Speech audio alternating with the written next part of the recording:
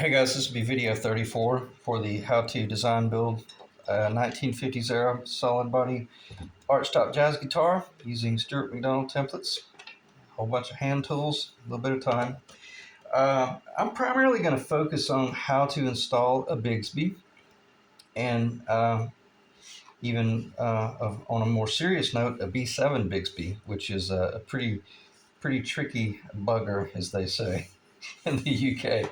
But nonetheless, it should be blinding by the time we get through with it. So anyway, I'm going to just dive right into how I would approach a guitar if I didn't have a box, if I didn't have any instructions, and all I had was this Bigsby that I won off of somewhere, pick your online source, and I had to figure out how to get this baby on there and functioning at its optimum performance. And what is the optimum performance is going to be determined very much by, well, I'm probably not very organized here. Hold on one second, this is pretty important. A little bit of a waste of time there, but this is gonna define everything. How steep this angle is over the saddles up under that roller bridge. Even though this is a really high quality roller bridge, you can still get a really good results with the factory roller. So nonetheless, it just depends on what sort of plane are we working on. If we're working on a flat plane, meaning a flat top guitar, all the easier. But nonetheless, we're typically working on an arch top with a B7, and that's about as complex as it can get because we're working in a very much compound radius world. So I say that to say this.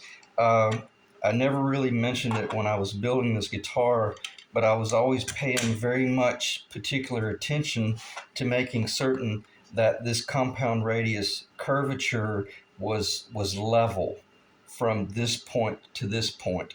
I couldn't risk it getting a little bit high here, a little bit low there, because after it might look fine before you start loading it up, but once you do load it up, if you've got a belly right here, well, it's going to kick the Bigsby up. Or if you got a belly over here, it's going to kick the Bigsby up this way. And it would have been such a sad shame if you could have gone ahead and finished all your guitar and did all your beautiful, finish work, only to realize that your Bigsby was going to have to be mounted on some sort of weird angle. And we don't do stuff like that. Let's make certain that once we finish off in a perfect world, which we're not in a perfect world, but let's make certain that once we do finish off, that we finish off looking as very much.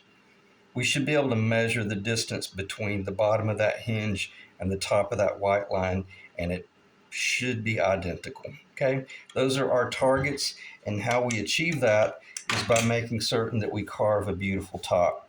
If you don't have a nice foundation, then there's no sense in building anything on it. Okay.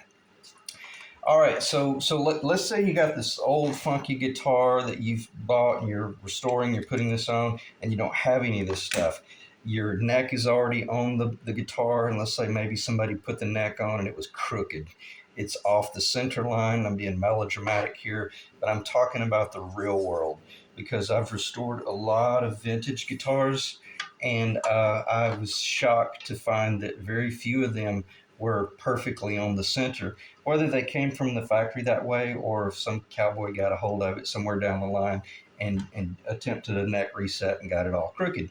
But nonetheless, even if the neck is crooked, better to mount this Bigsby off center in order to fall properly in line with the trapezoidal path, PATH, of the strings.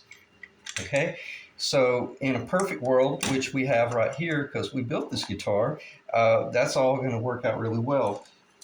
But in the real world, the first thing you're going to want to do is get all the stuff off the top, get the bridge off, get all that jazz off, and put some tape down close to where you think the center, the offset will be once you do this a trapezoidal path. Because what you're going to do is you're going to make certain that straight edge, let me see if that's in the camera. Yeah, that should be pretty much in view. You're going to make certain that straight edge is up against your fret, and then you're going to come in here and you're really just going to sight. I'm just sighting straight down from 12 o'clock, and I'm finding this point right here. I don't care about the center, it's irrelevant, not right now. Then I'm going to go over and do the other on the other side. It's very important that you make certain that you're sighting very much straight down. When I'm doing something like this, I'm typically working it on a much lower table, so I can really, really either stoop down and look down its axis lengthwise, or straight from overhead. Find that point. When I find those 2 points right there, uh, even if I have to move my bridge, then that's okay, because odds are, if they got the neck crooked, they probably got the bridge off as well. So odds are that the neck is going this way, the bridge is going that way. So don't worry about the fact that it may already have holes right here, because what we want to do is, once the low E and the high E string follows along that trapezoidal path, that it is the consistent distance from the edge of the fretboard to the edge of the string, not the center necessarily, but we're working off center lines because we know we got a nice wide platform. I'm going to digress here briefly. If you're working with a neck that's really, really fouled up, a fretboard that's really narrow, and you're really splitting hairs, it might come down to how it is that you play. If you do more bending on your high E and your B string, then I would say offset everything so that you make certain that your string doesn't jump off this side of the fretboard, and you just know to watch your low E. That's typically the kind of, what you're dealing with when you're putting these old guitars together. You're having to deal with the best of what you have to work with. Okay, but in this world, we can put it right down the center line, and all that jazz is what it is. And I didn't mean to digress there, but I just need to make certain that I clarify. Very rarely are you working with a precision platform like this right here. So that's why you want to find this point here and this point here, and then the next thing you want to do is just simply measure over. And I'm going to have to spend just a little bit of time with this, even though it might be a little bit boring to some. This is the type of stuff that could really keep you from pulling your hair out after a 3-hour proposition of putting the Bigsby on wrong. But let's do it right the first time. So once you have this point and once you have that point, you know that the string path is going to follow inside of that point, and you're going to follow on the inside of that point. That's a given. A lot of times what I'll do, the first thing I'll just do, I'll measure from this point to this point and just see if it's an easy number to remember. And we're under 2.5. So maybe I'm going to transfer over to the metric and just count little dashes. Sometimes it's easier to find a half of 65 than it is a half of 2 7/16 of an inch. Okay. So once we reach over here and make this mark here in the middle, well, lo and behold, look what we found. We just happen to hit directly identical on center of that pencil line. Why? Because we're the ones that built this guitar, and we got that neck perfectly centered with the body. But typically what you're going to find is, I have found that for the most part, the center of the neck typically ends up falling on this side of center. So whatever, not to create a hypothetical, but the reason you want to find this the trapezoidal path center, not the center of the body.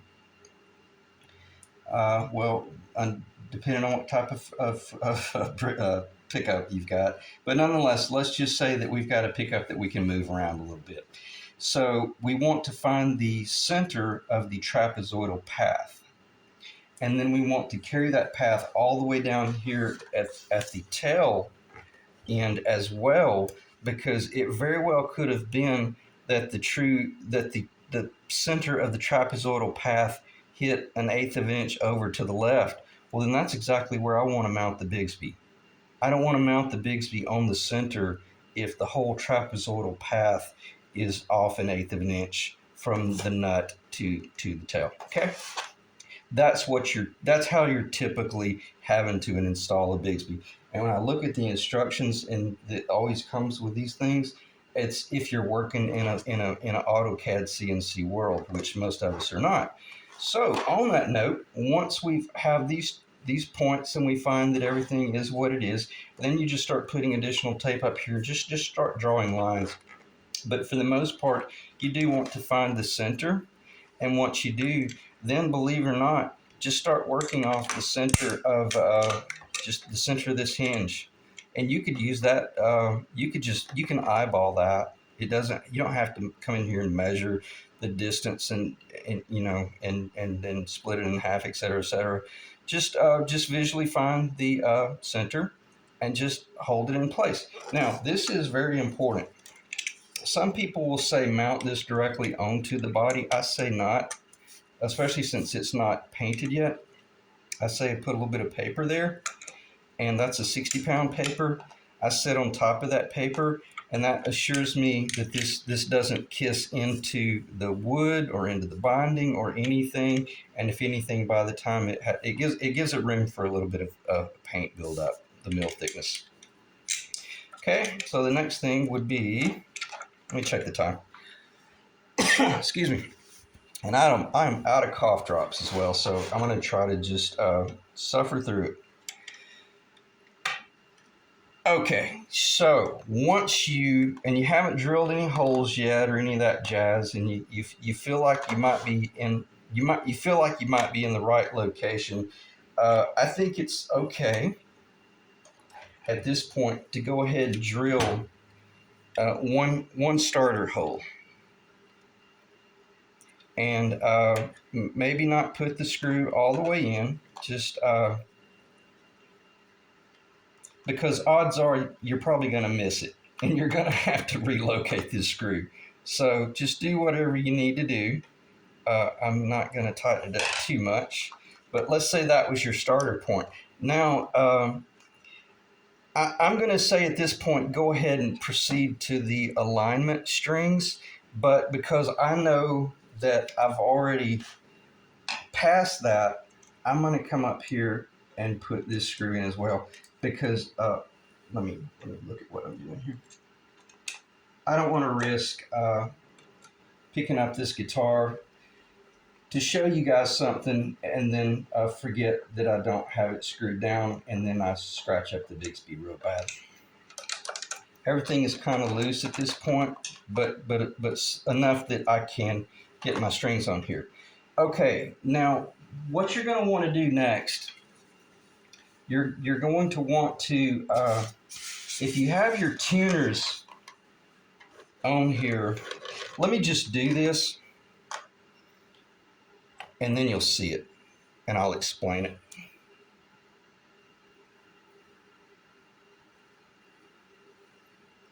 Just think of one of those as the low E string and one of those as the high E string.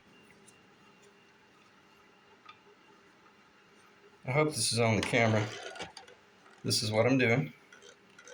I'm going to clamp this up here. And I can assure you, I'm not going to drop this guitar. That is not an option.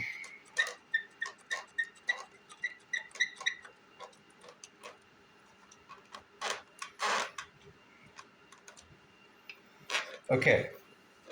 On a new guitar build, tape your nut in temporarily. Let me just go ahead and do this. And then once it's all together, it'll be easily understood. You probably got an idea where I'm going with this.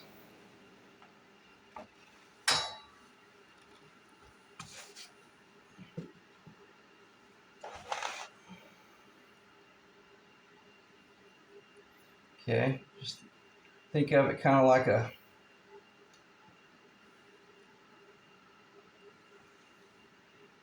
the horse bridle. Okay, I'm up in the high, I'm up in the low, and I'm up in the high. And now what I'm going to do, maybe that won't fall. I'm going to go over the roller. And I don't really I guess I could do this. You you could just go ahead and go under this if you want. It's not how I did it a little while ago,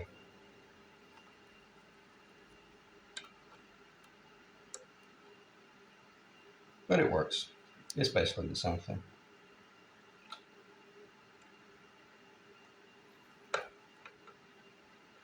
Again, all we're doing right now, we're just finding alignment. And you could tie these strings. You could tie it off somehow or another if you want. It shows that you're supposed to pass it through one of those, but that's if you have tuners up there. Just know that you can use the design to your advantage, because as I pull tension on this, it's going to pull the Bigsby down even if I don't have a screw up there. It's going to make certain that it aligns the trapezoidal path. And now I can start. Let me look in the camera.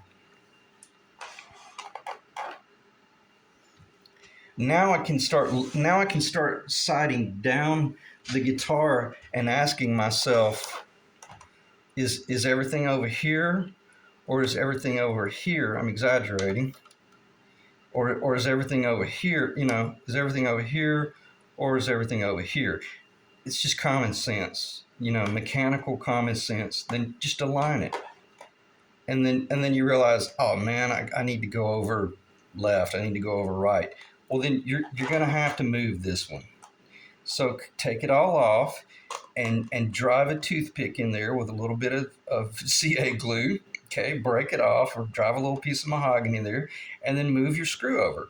See what I'm saying? And again, you don't necessarily have to have any screws up in the top just yet, because once you find that beautiful magic trapezoidal path, you got it.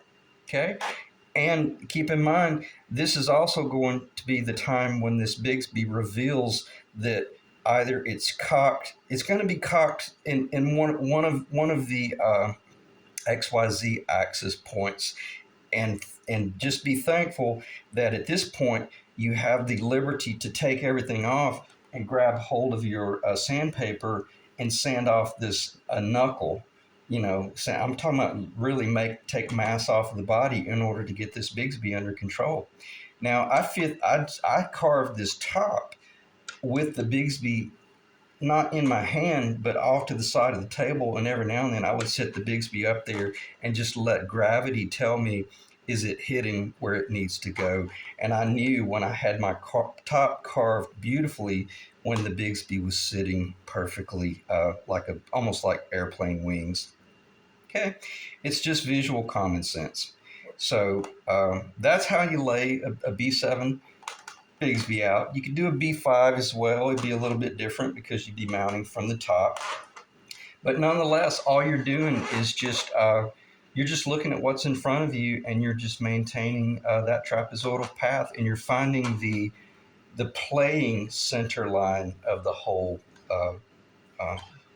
path.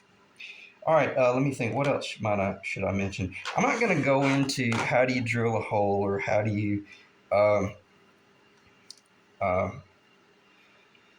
how do you find that type stuff. If you don't know how to find the center of these holes after you've already found that one, then I'm not gonna be I'll just tell you briefly. You could come in, you could do one of two things.